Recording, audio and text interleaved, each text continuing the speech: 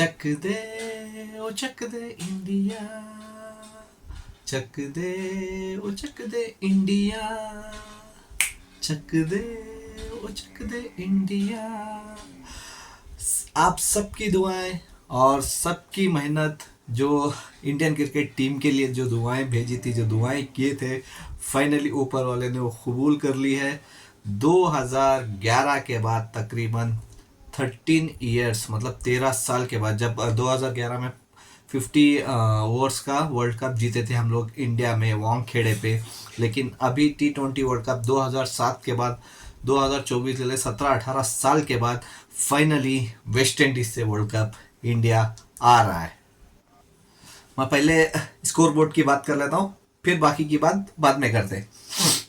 पहले जैसे इंडिया बल्लेबाजी के लिए उतरा, कोहली एकदम, मतलब क्या बोलते हैं, चार्जिंग के मोड में थे, मतलब चार्ज करना चाहते थे वो पहले ही गेंद से।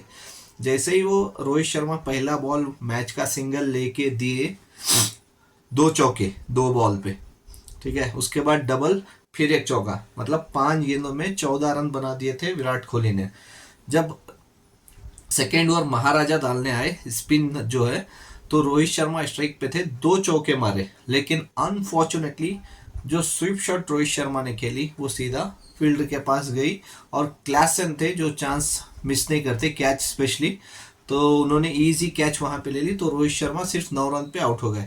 फिर जैसे ही पंत आए, पंत सेकेंड बॉल पे 0 पे आउट हो गए। बैड लक, कुछ नहीं कर सकते। लेकिन मैं अभी भी कहता हूँ विराट कोहली ने बहुत अच्छी इनिंग्स खेली इस मैच में, लेकिन उनको नंबर 3 पे ही आना चाहिए। तो मैं अभी भी यही बोलता हूँ। क्यों बोलता हूँ ये सुन लो आप। अगर बाई चांस नंबर 3 पे आते, समझ लो पंत की जगह विराट कोहली आते नंबर 3 पे, तो आप सिर्फ सोच के देखो, जैसे पंत आउट हुए 0 पे, तो क्या विराट कोहली आउट होते उस पोजीशन पे? तो बस आप सोच के देखो, बस इसीलिए बोलता हूँ और कुछ नहीं। वैसे भी आज रन तो बन गए विराट कोहली के बल्ले से फाइनली। हाँ, तो उसके बाद सूर्या कुमार यादव भी कुछ खास नहीं कर पाए, रबाडा की गेंद पे सिर्फ 3 रन बना के आउट हो गए। फिर मेन पार्टनरशिप जमी, जो अक्षर पटेल और विराट कोहली की, जो बहुत इंपॉर्टेंट थी इंडिया की टीम के लिए, जो सबसे ज़्यादा, मतलब 3 विकेट चले गए थे 34 पे, तो सबसे ज़्यादा ज़रूरत थी वहाँ पे, क्योंकि 34 पे 3 रन तो चले गए थे। लेकिन उसके बाद 72 रन्स की पार्टनरशिप बनी यहाँ पे, 72 रन्स की, विराट कोहली और अक्षर पटेल में। उस 72 रन्स में 47 रन अक्षर पटेल ने बनाए, जिसमें 4 छक्के मारे उन्होंने, 4 छक्के और 1 चौका। 31 गेंदों में 47 रन बनाए, जो बहुत इंपॉर्टेंट है इंडियन टीम को, बहुत ज़्यादा इंपॉर्टेंट थे, क्योंकि 3 विकेट जा चुके थे उसके बाद आए थे। लेकिन जैसे ही 104 पे चौथा विकेट गिरा, उसके बाद शिवम दुबे और विराट कोहली की पार्टनरशिप जम गई, जो बहुत अच्छी थी। विराट कोहली का बल्ला थोड़ा स्लो ही चला था स्टार्टिंग पे, लेकिन जैसे ही आखिरी ओवर आए तो उन्होंने चार्ज कर दिया, तो 76 रन पे आउट हुए विराट कोहली 59 गेंदों में, जो बहुत इंपॉर्टेंट थी। और आखिरी का जो ओवर है, जो यहाँ पे शिवम दुबे ने भी बहुत अच्छी इनिंग्स खेली, चलो छोटी से ही सही, क्योंकि 27 रन बनाए 16 गेंदों में। उसके बाद हार्दिक पांड्या 2 बॉल 5 रन काफ़ी है, 2 बॉल 2 रन। रविंद्र जडेजा, अगर हम लोग वहीं पे साउथ अफ्रीका की गेंदबाजी की बात कर ले, जेसन्स 1 रन, और वो भी 47 रन मारे हैं उनको, और विराट कोहली का बल्ला चला था 1 ओवर उनके अगेंस्ट। और महाराजा जो 2 विकेट लिए एक ही ओवर में, तो उतना ही 2 ही विकेट लिए वो। रबाडा को भी 36 रन मारे 4 ओवर में और 1 विकेट। उसके बाद मकरम डाले, मकरम को 2 ओवर में 16 रन, लेकिन नोकिया 26 रन 2 विकेट्स। बहुत इंपॉर्टेंट स्पेल इन्हीं का है, कम रन देखे हैं, 2 विकेट भी निकाले हैं। लेकिन जब साउथ अफ्रीका की गेंदबाजी आई, साउथ अफ्रीका की बल्लेबाजी आई जब सेकेंड इनिंग्स पे, तो सेकेंड इनिंग्स पे पहले ही ओवर में ईजिली 6 रन तो बना लिए थे साउथ अफ्रीका ने पहले ही ओवर में, क्योंकि 177 रन का टारगेट फिक्स किया था इंडिया ने। 176 इंडिया ने बनाए थे, तो 177 टारगेट था साउथ अफ्रीका के लिए। लेकिन उस ग्राउंड में 166 ही हाईएस्ट है, तो 177 इंडियन बॉलिंग के अगेंस्ट बहुत डिफिकल्ट था, क्योंकि स्पिन को थोड़ी बहुत हल्की सी सपोर्ट मिल रही थी वहां पे। सेकेंड ओवर जैसे ही बुमराह है, तो हैंड्रिक्स को आउट करके चलता कर दिया, और वो क्या गेंद थी, मतलब हेयर स्विंग जैसे ही ली वो पिच पड़ के जो बॉल रन हुई, तो हैंड्रिक्स वहीं पे चकमा खा गए और वहीं पे क्लीन बोल्ड होके 4 रन पे चले गए। और उसके बाद मकरम जो कैप्टन है साउथ अफ्रीका के, इस मैच में चाहे वो मकरम की बात कर लो या फिर रोहित शर्मा की बात कर लो, मतलब दोनों कैप्टन का उतना बल्ला चला नहीं है, लेकिन कैप्टनशिप दोनों की अच्छी थी, लेकिन फाइनली इंडिया ने ही मैच जीती। 4 रन पे आउट हो गए मकरम, जो 2 विकेट चले गए थे ईजिली। वहां से इंडिया वन साइड थी क्योंकि 12 रन पे 2 विकेट चले गए थे, तीसरा ओवर था। लेकिन उसके बाद आए स्टब्स, जो स्टब्स हैं जो दिल्ली के लिए खेलते हैं, तो इन्होंने बहुत अच्छी बल्लेबाजी की क्योंकि दिल्ली से खेलते हैं, इंडियन बॉलर्स को अच्छा फेस किया। अक्षर पटेल भी साथ में ही खेलते हैं इनके, तो उनको भी एक ओवर में शायद छक्का लगाया। तो उन्होंने 31 रन बनाए 21 के, उन्होंने जो बहुत इंपॉर्टेंट पार्टनरशिप चाहिए था वहाँ पे डीकॉक के साथ मिलके, तो बहुत अच्छी पार्टनरशिप की। एक छोटी सी ही सही लेकिन एक अच्छी पार्टनरशिप हुई, तकरीबन 58 रन की पार्टनरशिप हुई इन दोनों के बीच।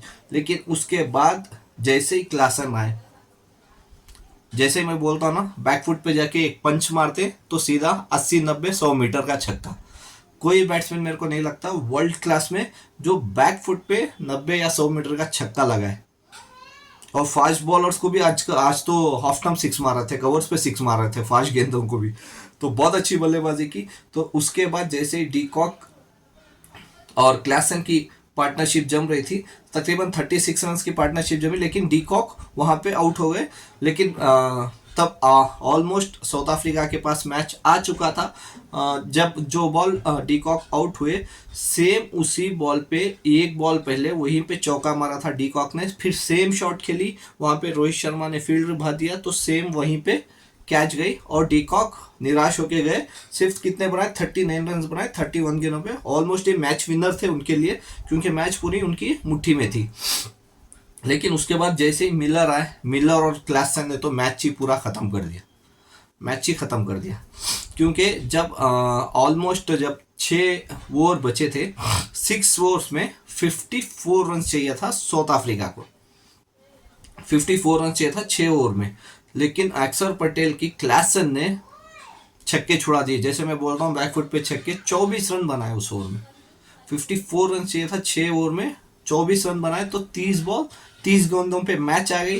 फिर आए बुमराह, जो 2 ओवर बचे थे बुमराह के, जब क्लासन और मिलर खेल रहे थे, तो 4 रन पे उसने बुमराह ने उस ओवर का एंड किया। कितना 16th ओवर 4 रन पे खिलाया, और बचे कितने, सिर्फ 24 गेंदों में 26 रन चाहिए, जो 2020 में इजीली स्कोर रहता। और स्पेशली क्लासन और मिलर खेल रहे हैं तो मैच ही वन साइड है। लेकिन टर्निंग पॉइंट वही था। मेरे को बस जब ये मैच देख रहा था, मेरे को एक ही मैच याद आ रहा था, India Pakistan 2007 2020 world cup final. Same ऐसे ही पोजीशन पे चल रहा था वो। तो उसके बाद जैसे ही 24 गेंदों में 26 रन की जरूरत थी, हार्दिक पांड्या हाफ लाइन पे, मतलब वाइड लाइन पे हाफ कट बॉल जो उंगलियां घुमा के डाली, क्लासन उसको कवर्स पे खेलने गए और ये झुके जो कीपर कैच हुए, मैच वहीं पे ख़त्म हो गया था ऑलमोस्ट। क्योंकि उसके बाद कोई बल्लेबाज नहीं टिका इनके आगे। अगर उसके बाद ले लूँ जेसन, क्योंकि उसके बाद जेसन आए, जेसन को फिर अगली ओवर में बुमराह ने बोल्ड कर दिया। और फिर मेरे को एक बात ये नहीं समझ में आई, महाराजा खेल रहे थे, जब 15 बॉल 15 गेंद्स और 21 रन चाहिए था, 15 गेंदे और 21 रन चाहिए था, महाराजा सिंगल ले रहे, मिलर भाग रहे। मेरे को वही नहीं समझ में आया, क्या महाराजा बैट्समैन मिलर से अच्छे जो फिर अगली ओवर स्ट्राइक करेंगे, क्यों वो सिंगल लिया, मेरे को नहीं समझ में आया। क्योंकि ज़रूरत ही नहीं थी वहाँ पे लास्ट गेंद पे सिंगल लेने की, क्योंकि उससे पहले 2 गेंदे महाराजा डॉट कर चुके थे। तो मिलर सिंगल लेके फिर महाराजा को स्ट्राइक पे ला रहे वहाँ पे, वो क्या सोच के लाए वो मिलर ही जानते। फिर उसके बाद क्लासन की पहले मैं बात करूँ तो 52 रन बनाए 27 गेंदों में, 5 छक्के और 2 चौके मारे इन्होंने, 5 छक्के और 2 चौके। उसके बाद जैसे ही 12 बॉल 20 रन मैच आई, इंपॉर्टेंट वही था कि 12 बॉल 20 रन, सिर्फ 4 रन बने उसमें साउथ अफ्रीका का। अनफॉर्चुनेटली उनका बैड लक शायद उनके साथ ही है। इससे अच्छा मौका मैं बोल रहा हूँ पूरी लाइफ में शायद ही उनको इससे अच्छा मौका मिलेगा वर्ल्ड कप, कोई भी वर्ल्ड कप जीतने का। 24 गेंदों में 26 रन कुछ बड़ी बात नहीं है T20 वर्ल्ड कप में, सॉरी T20 मैच में। जब आप इतनी बड़ी मैच खेल रहे हो तो आप ऐसी गलती नहीं कर सकते। इससे अच्छा मौका आपको फिर पूरी लाइफ में ना मिला था ना मिलेगा, क्योंकि ये फाइनल मैच थी। 24 बॉल 25 सॉरी 24 बॉल 26 रन बस दूर थे आप वर्ल्ड कप जीतने से। तो वो आप नहीं बना पाए, तो आपका शायद ही कभी जीत पाएंगे आप। जब आप ऐसी मैच नहीं जीते तो पता नहीं आप कौन सी मैच जीतेंगे। फिर आए 6 बॉल 16 रन जब मिलर मौजूद थे और गेंद थी हार्दिक पांड्या के पास। तो जब ये ओवर स्टार्ट होने वाला था, मेरे को फिर वही मैच याद आई, India Pakistan 2007 final T20 world cup की, क्योंकि उस मैच में होना था पाकिस्तान को 6 गेंदे 13 रन। वहां पे थे जोगेंद्र शर्मा, शायद, आई होप जोगेंद्र शर्मा ही हो, अगर गलत बोल रहा हूँ तो आप बता देना। तो वो वहां पे मौजूद थे, यहाँ पे थे हार्दिक पांड्या। तो जैसे ही उन्होंने पहली गेंद कराई, मिलर ने जो मारा, मैं समझ गया था वो ऑलमोस्ट चला गया छक्का, लेकिन सूर्या कुमार यादव, लव यू, तो उन्हीं की बदौलत अगर बाई चांस वो छक्का चला जाता तो 5 गेंद 10 रन बना ही देते। मिलर छोड़ते नहीं थे डेफिनेटली। लेकिन जैसे ही उन्होंने कैच लिया, वहां पे मैच खत्म हो गई। हाँ चलो, उसके अगली गेंद पे जब 5 बॉल 16 रन चाहिए था, ये झोंके रबाड़ा जब आया, ये झोंके बाउंड्री गई स्लिप में से, तो वो अनफॉर्चुनेटली थी। लेकिन उसके बाद मैच एंड हो गई 7 रन से हम लोग T20 वर्ल्ड कप 2024 जीत चुके हैं और वर्ल्ड कप लेकर इंडिया आ रहे हैं। तो अभी मैं एक मैच की बात करूं, जो मेन इंपॉर्टेंट ये था कि 2007 वर्ल्ड कप मैंने जैसे ही बताया, तो उसके बाद 17-18 साल बाद हम लोग वर्ल्ड कप जीते हैं। तो आई होप, मैं बता नहीं सकता कि कितना खुश हूँ। जैसे मैं बोल रहा था कि वन साइड मैच जीत जाए इंडिया, जैसे आईपीएल या इंग्लैंड के आगे, आईपीएल में केकेआर जीती थी और सेमीफाइनल में इंडिया जीती थी इंग्लैंड के अगेंस्ट। लेकिन चलो, वन साइड तो नहीं हुआ, फाइनल मैच था तो बहुत टफ गया। ऑलमोस्ट साउथ अफ्रीका के मुंह से निकाल के वर्ल्ड कप लेके इंडिया आ रहे हैं इंडियन क्रिकेट टीम। और इंडिया के सारे फैंस को हो, इंडियन के जितने भी फैंस हो, चाहे किसी भी कंट्री में हो, सबको बहुत बहुत मुबारक हो। और इंडियन टीम को बहुत बहुत मुबारक हो। क्या उनकी मेहनत, विराट कोहली स्पेशली बहुत फेस कर रहे थे, बहुत एग्रेसिव थे वो ग्राउंड पे कि फाइनल जीत जाए। वर्ल्ड कप T20 था, क्योंकि वो शायद 2007 में जब इंडिया वर्ल्ड कप जीती थी तब वो उस टीम का हिस्सा नहीं थे, लेकिन 2011 में वो 50 ओवर्स का टीम का हिस्सा थे और उन्होंने भी श्रीलंका के अगेंस्ट बल्लेबाजी की थी। लेकिन सबसे ज़्यादा रोहित शर्मा, जो पूरे टूर्नामेंट में बहुत अच्छा खेल रहे थे, बस अनफॉर्चुनेटली फाइनल मैच में चले नहीं। कुछ नहीं कर सकते, एक मैच फ्लॉप होता ही है। बस मेरे को यही डर लगा था, सही बोल रहा हूँ, यही डर लगा था मेरे को। अभी 50 ओवर्स का वर्ल्ड कप जो रिसेंटली हुआ इंडिया में, तो इंडिया ने उसमें भी एक भी मैच नहीं आ रहा था, फिर जाके फाइनल हार गया अगेंस्ट ऑस्ट्रेलिया। तो जब ये क्लासन और मिलर खेल रहे थे और या डीकॉक खेल रहे थे, तो मेरे को भी वही लगा कि कहीं वही सेम हाल ना यहाँ पे भी हो जाए T20 वर्ल्ड कप के, क्योंकि पूरे मैच जीत लेके आके फाइनल में ना हार जाए। तो वैसे ही हो गई थी सिचुएशन, क्योंकि कोई उम्मीद नहीं रखता है 24 गेंदों में 26 रन की। ये मैच मेरे ख्याल से 2 ही लोगों की वजह से ये मैच इंडिया जीत के वर्ल्ड कप लेके आ रही है, और वो है पहले मेरे नज़र में, और वो है क्लासन। जैसे 2007 में मिसबा की बदौलत जो स्विप शॉट खेल के उन्होंने कैच दे दिया था, तो मिसबा की बदौलत वर्ल्ड कप आया था। तो इस बार मेरे हिसाब से पहले बल्लेबाज हैं जो क्लासन है, जो जिनकी वजह से वर्ल्ड कप इंडिया आ रहा है। और दूसरे हैं हार्दिक पांड्या, क्योंकि हार्दिक पांड्या को पता था अगर विकेट पे भी वो खिलाते ना तो वो छक्का ही मारते थे क्लासन।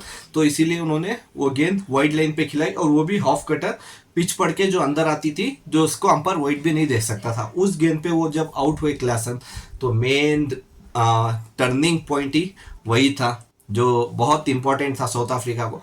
मैं बैड लक साउथ अफ्रीका को कुछ नहीं बोल सकते अभी, मैं अभी भी बोल रहा हूँ, इससे अच्छा बेटर मौका, बेटर ऑप्शन आपको लाइफ में कभी नहीं मिलेगा। अपने ऊपर वाले ने आपको इतना अच्छा मौका दिया था, आपने गवा दिए। शायद ही फिर आपको ये मौका मिले या ना मिले, वो तो अल्लाह ही जाने या ऊपर वाला ही जाने।